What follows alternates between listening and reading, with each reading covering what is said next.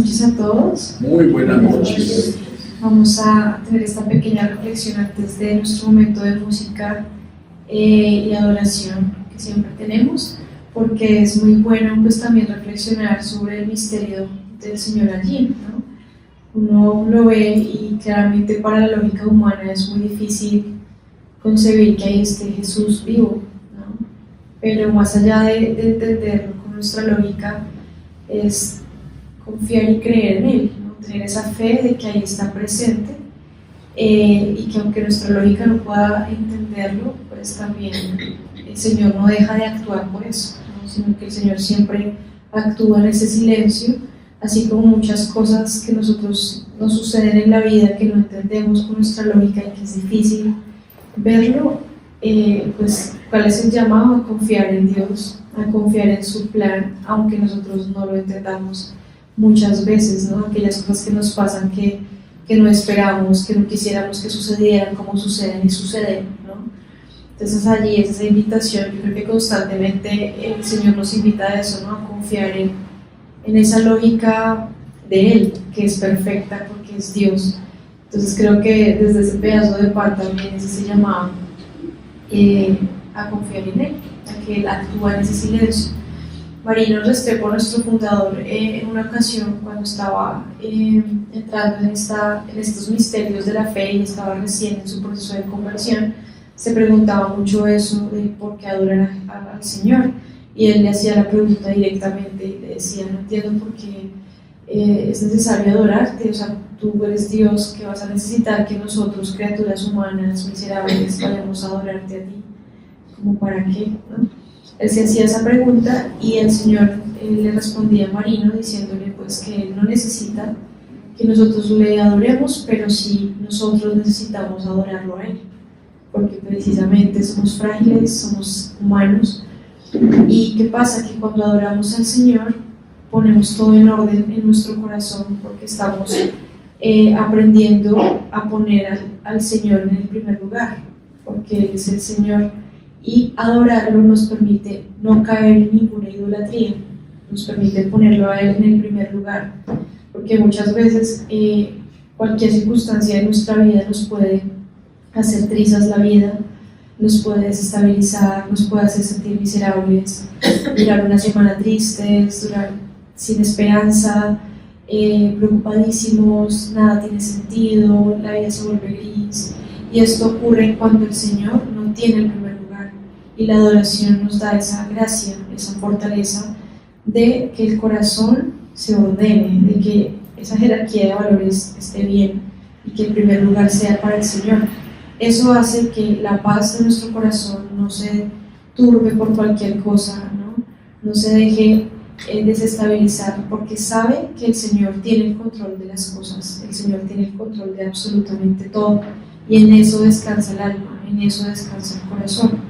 Y esa es la clave que nosotros debemos tener muy presente de por qué es importante adorar al Señor, porque nos recuerda que no somos nada y que el Señor nos invita a confiar en Él, a confiar en su voluntad en nuestra vida. Claramente no quiere decir que no podamos sentir tristeza y que para saber si tenemos a Dios en el primer lugar entonces no podemos sentir nada malo, porque pues las emociones son naturales en el ser humano y son normales, pero el problema es cuando esa emoción me gana, ¿no? Cuando la tristeza se vuelve lo único que siento, ¿no? me incapacita, no me permite tener paz, ¿no? O tengo rabia, tengo mal genio, algo así. Eso pues es el problema, ¿no? Porque sentirlo es normal, es natural, pero cuando tenemos a Dios de primeras, pues eso es fácil de sacudírselo a uno, porque uno sabe que el Señor tiene el control de todas las cosas. Entonces creo que esa es una de las primeras cosas que quiero mencionar de esta charla de la adoración, porque si adoramos al Señor y le damos el primer lugar, pues la vida no va a carecer de sentido, pase lo que nos pase. Y yo creo que eso es un reto muy grande para nosotros como creyentes, porque cuando todo anda muy bien, cuando todo anda como queremos, cuando las cosas suceden como Dios, como nosotros queremos y aspiramos a que ocurran, pues todo es como muy sencillo, muy fácil, y qué fuerte siento mi fe, ¿no? Y qué tan sencillo que es. Y a mí me pasa mucho con papás que atiendo, que cuando sus hijos se tuercen de camino, hijos de pronto que son creyentes y de repente algo pasa y todo se abruma y los hijos se alejan de Dios o cogen por un mal camino, ese es el momento de la prueba, ¿no? Y el momento de la prueba del amor verdadero, donde yo me mantengo en el Señor, sé que el Señor tiene todo en sus manos y la vida no tiene por qué perder el sentido, ni yo perder la fe porque mi hijo se fue del camino, ¿no? Se fue por donde no era, porque esa es la clave y ahí es donde uno dice, bueno, ese es el amor verdadero, de amar a tu hijo sin condición, aunque se esté desviando del camino, porque es muy fácil amar a ese hijo juicioso, a ese hijo que hace todo perfecto, que estudió lo que yo quería que estudiara, o tomó las decisiones que yo aspiraba, ¿no? Pero cuando de repente ese hijo ya no está juiciosito, ¿no? Y se nos revela, pues ahí es la prueba del amor. Y ahora, ¿yo qué voy a hacer? Voy a dejarle de dar amor, voy a dejarle de dar afecto, voy a dejar de estar para él solo porque no está haciendo lo que quiero que haga. Son pruebas fuertes donde uno se tiene que confrontar a uno mismo, ¿no? Y decir, bueno, yo tengo que confiar en el Señor y tengo que abrirme a Él y saber que Él tiene todo bajo control y que Él es el Dios de mi vida, ¿no? Es el Rey de mi vida. Por lo tanto, nada más, nadie más puede ser más importante que Él. Y esa es la grandeza de la adoración, ¿no? Venir a Él constantemente, adorarlo, reconocernos miserables, saber que sin Él no podemos nada. Sobre todo que de ahí, de ese pedacito de pan, están las gracias más inmensas que podemos llegar a imaginar, ¿no? La fuente de todas las cosas está ahí. Entonces a veces uno no sabe cómo tener más paciencia, cómo tener dominio de ese mal genio, cómo confiar más en Él. Pues ahí está la respuesta, porque ahí está todo, ¿no? A veces uno se da cuenta que las personas, o es muy común en la vida católica, que cuando hay alguna reliquia que llega, que están haciendo veneraciones de alguna reliquia o algo, pues esas filas de gente y todos quieren ir a mirar la reliquia y no, que es un pedacito de no sé, de la tela que tocó el cuerpo de tal santo y está bien, es decir, eso hace parte de nuestra iglesia, ¿no? Pero pues uno se pone a pensar y ahí está Jesús vivo, ¿no? Como que pues a la luz de un cuerpo incorrupto o de un santo, pues uno dice, uno tiene a Jesús, ¿no? Y se lo puede uno consumir en el alma y es toda la fuente de las gracias que están ahí, uno la puede recibir, ¿no? Pero a veces uno se cae como en esa cotidianidad de normalizar mucho las cosas, de que pues ya se acostumbra uno al Santísimo, se acostumbra uno a comulgar, se acostumbra uno a tantas cosas, ¿no? de la vida católica, y uno tiene que tener mucho cuidado de no caer en eso, de no caer en esa costumbre en donde ya no me maravillo de que estoy recibiendo al amor de los amores, de que está todas las gracias y toda la fuente de todo lo que yo podría llegar a necesitar en ese pedacito de pan, ¿no? Entonces yo creo que es un llamado también uno a no olvidar eso, a no acostumbrarse a llegar bien preparado, a no olvidarse de que ahí está la fuente de todas las gracias, que es donde uno puede llenarse para poder dar, ¿no? Porque uno solo no puede nada, uno no puede hacer absolutamente nada, porque pues nosotros que somos sin Dios, ¿no? Y Dios fue el que nos creó. Es como Dios nos creó, absolutamente todo lo que hay en nosotros bueno es de Él, ¿no? Y eso es importante que no lo olvidemos, no creernos muy autosuficientes y creer que nosotros hacemos todo y que todo lo bueno es que yo, ¿no? Pues no, porque si Dios no nos da esa gracia, pues no podemos hacerlo. Y si yo me siento frágil en ciertas áreas de mi vida y tengo que mejorar en X o Y cosa, pues aquí está la respuesta. Siempre el Señor va a hablar al corazón, y muchas veces uno no tiene que decir, no sabe uno qué decir ante el Señor, pero el solo hecho de estar ahí, pues ya nos da la gracia de escucharlo, de sentirlo, de saber que Él está haciendo su obra, así uno no sienta mucho, ¿no? Hay personas que no tienen esa costumbre de la adoración y no saben de pronto qué hay allí, y empiezan a hacer ese proceso, y en ese proceso, en ese silencio, se sienten consolados, se sienten transformados, se sienten que algo está pasando, que algo hay en el corazón que les da consuelo, que les da amor, que les da abrigo, y eso es algo inexplicable, ¿no? Porque la lógica no lo entiende, pero está allí.